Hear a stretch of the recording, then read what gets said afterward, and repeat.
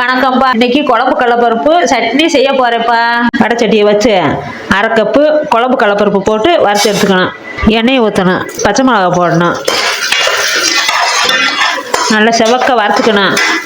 தக்காளி இஞ்சி பூண்டு போட்டுக்கணும், போட்டு நல்லா வதக்கணும்ப்பா. தேங்காயை வெட்டி வச்ச தேங்காயை போட்டுக்கணும்ப்பா. ஒரு கிண்டி விட்டு இதை அப்படியே ஆற விட்டு மிக்சியில் போட்டு அடித்து சட்னி தாளிச்சுக்கணும்ப்பா.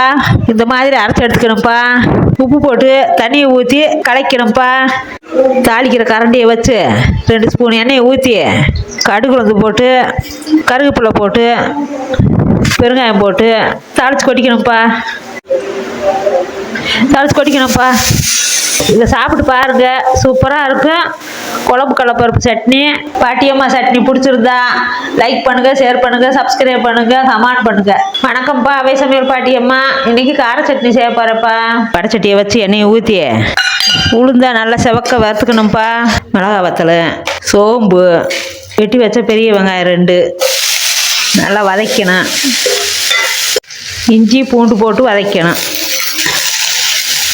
3 தக்காளியை வெட்டி வச்சுருக்கேன். உப்பு போட்டுக்கணும், புதினா போட்டுக்கணும்.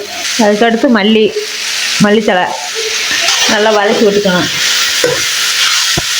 இந்த மாதிரி வதக்கி ஆற விட்டு மிக்சியில் போட்டு நல்லா அரைச்சிக்கணும்.